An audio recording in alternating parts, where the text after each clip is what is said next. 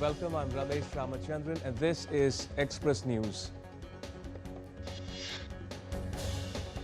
Prime Minister Narendra Modi inaugurated the 28th Conference of Speakers and Presiding Officers of the Commonwealth at Parliament House Complex, the fourth time India is hosting the event. Prime Minister Modi highlighted India's success in turning diversity into a democratic strength, countering early doubts about its survival and development post-independence. The Prime Minister hailed India's democracy, declaring that the spirit of public welfare has lifted 250 million people out of poverty in recent years. Prime Minister Modi met with the delegates at the conference venue. They discussed about fostering global parliamentary dialogue and cooperation. As India celebrates 78th Army Day on Thursday, the city of Jaipur showcased the country's military might, modern warfare readiness and self-reliance. The army displayed its combat power, discipline and cutting-edge technology. The Indian Army Chief General Upendra Dwivedi highlighted the Made in India defence equipment in an effort to build agile, responsive and mission-oriented forces to meet future operational challenges.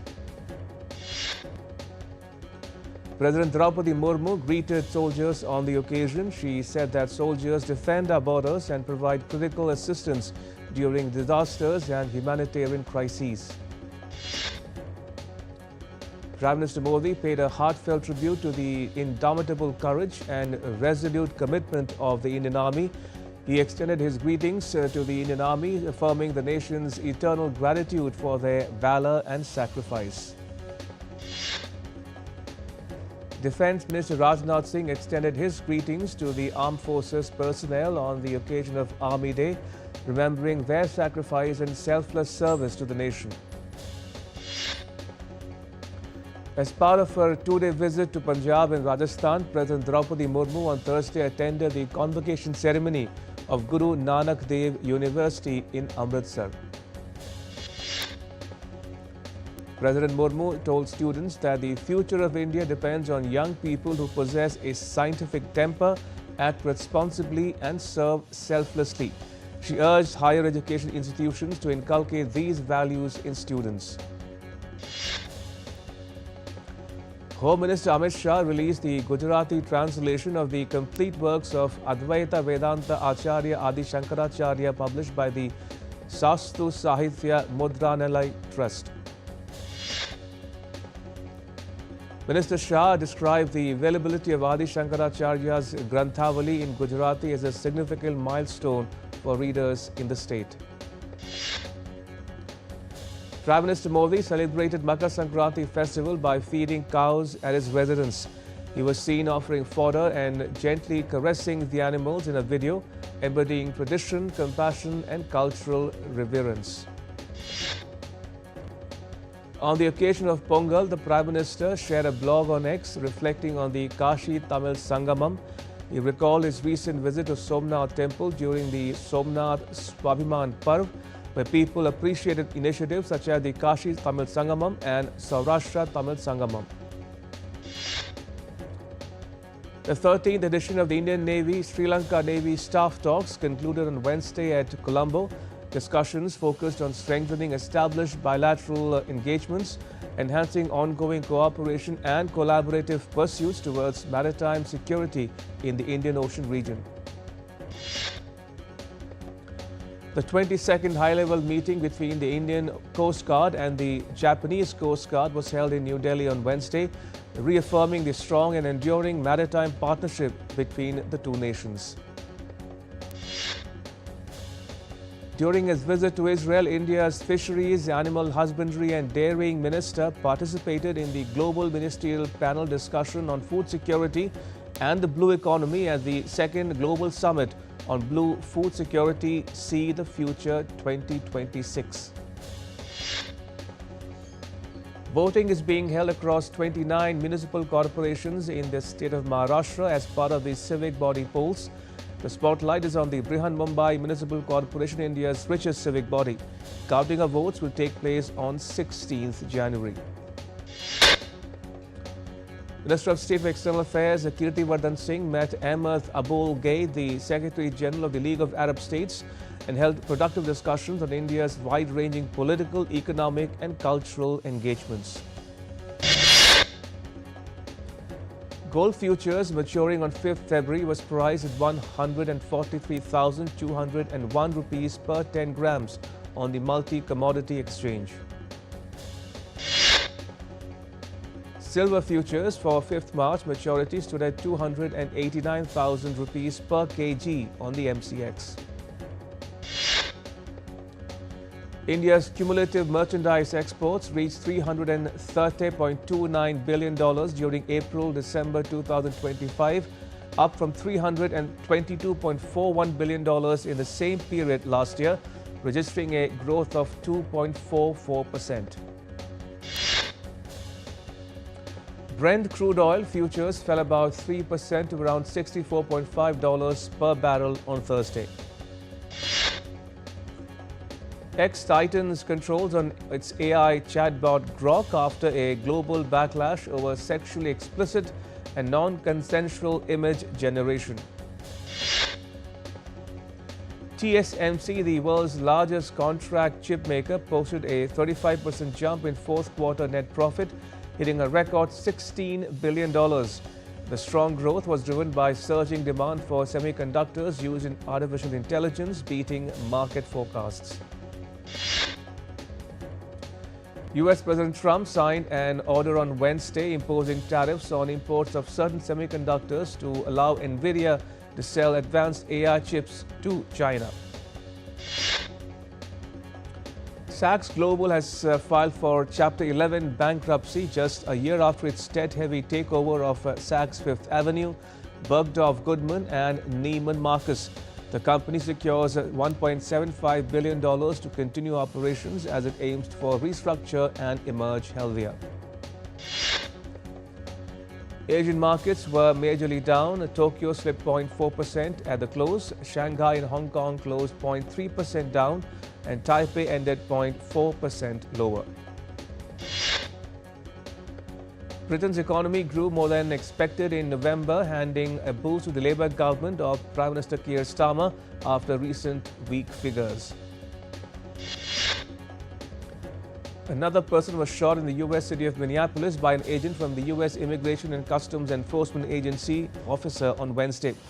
The agent fired defensive shots when the individual allegedly attempted to attack the officer.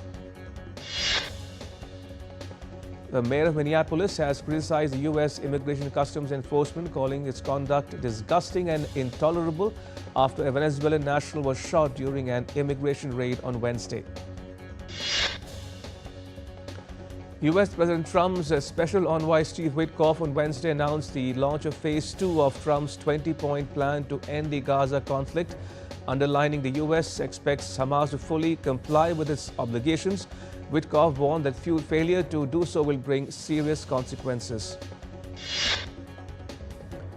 The UK government has issued an advisory against all essential travel to Israel and mentioned that there is a heightened risk of regional tension. The US is withdrawing some personnel from bases in West Asia after a senior Iranian official said that Tehran had warned neighbors that it would hit American bases if Washington, D.C. strikes Iran. Trump on Wednesday said that he has been told that killings in the Iranian government's crackdown on the protests were subsiding and that he believes that there is currently no plan for large-scale executions. Iran's Foreign Minister Abbas Araghchi said on Wednesday that there is no plan by Iran to hang people when asked about the anti-government protests. The UN Security Council will meet on Thursday to discuss the situation in Iran. The meeting was requested by the US amid growing international concern over unrest and escalating tensions involving Iran. Iran reopened its airspace after a near 5-hour closure amid concerns about possible military action between the US and Iran that forced airlines to cancel, reroute or delay some flights. Speaking after a high-stakes meeting between the US, Danish and Greenlandic officials, Trump said that Washington, D.C. would be able to prevent any attempt by Russia or China to take control of Greenland, something he argued Denmark could not do alone. Foreign Minister of Denmark and Greenland met US Secretary of State Marco Rubio and Vice President J.D. Vance at the White House. After the meeting, the officials announced plans to establish a joint working group to discuss a broad range of issues related to Greenland. The US State Department on Wednesday announced to suspend processing of immigrant visas for applicants from 75 countries including Pakistan, Bangladesh, Afghanistan, Iran, Russia, Somalia, Brazil, Nigeria and Thailand, among others. Trump spoke with Venezuela's acting President Delcy Rodriguez by phone on Wednesday, with the two leaders each separately describing the call as positive. Trump said that they discussed a range of issues, adding that Rodriguez is a terrific person, that the US is getting along very well with Venezuela. Rodriguez called the call long, productive and courteous and said that the two discussed a bilateral agenda for the benefit of both countries. Trump is scheduled to meet Venezuela's opposition leader Maria Corina Machado at the White House on Thursday. A day after a train derailed in northeastern Thailand that killed at least 32 people and injured 66, cleanup and recovery operations began on Thursday. An investigation is underway into the incident. The Philippines and Japan on Thursday signed an agreement allowing for the resupply of fuel and ammunition for each other's forces, with both countries seeking to strengthen security cooperation in response to rising regional tensions. Polling centers in Uganda saw long queues of voters for the presidential election. President Yoweri Museveni, who is seeking to extend his rule into a fifth decade, faces a challenge from Bobi Wine. 4 astronauts left the International Space Station on Wednesday in a historic medical evacuation. The mission, originally meant to stay in orbit until February, was cut short after an undisclosed medical concern arose with one of the crew members on 7th January.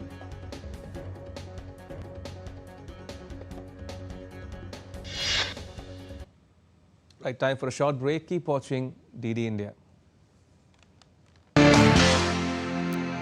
Can the US launch a bombing campaign against Iran? The Philippines vessel suffered structural damage. The saga of child sexual abuse. Is the United States China's debt trap strategy?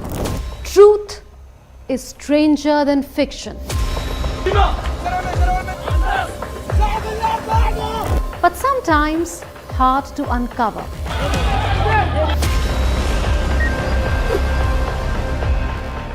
Trust us to tell the truth, unadulterated and pure, of every story that matters to you.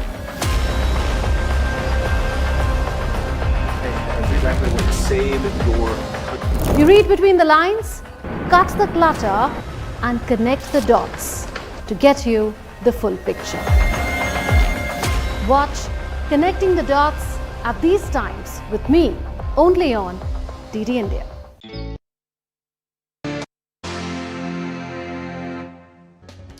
Welcome back. You're watching Express News on DD India.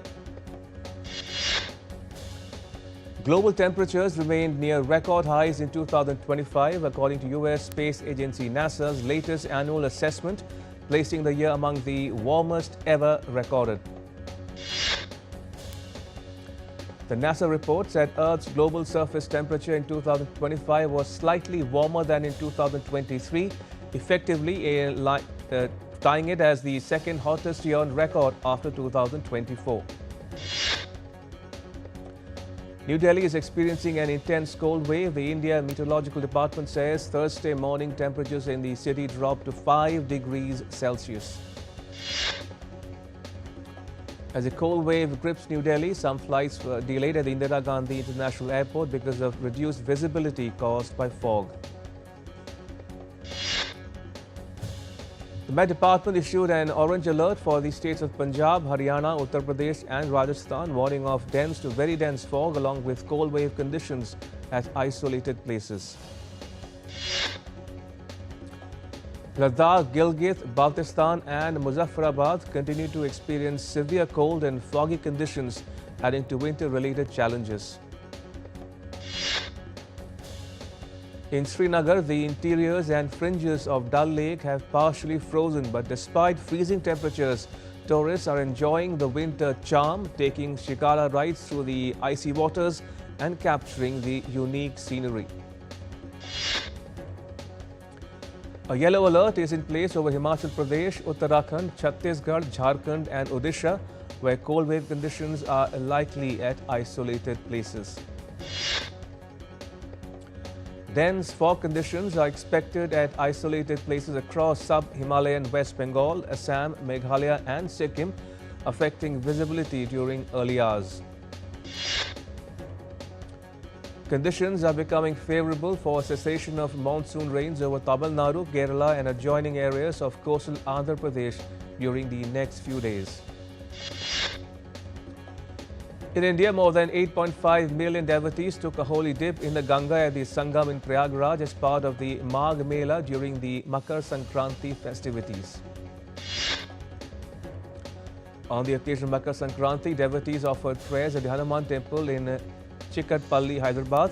People celebrated the festival with traditional devotion and offerings.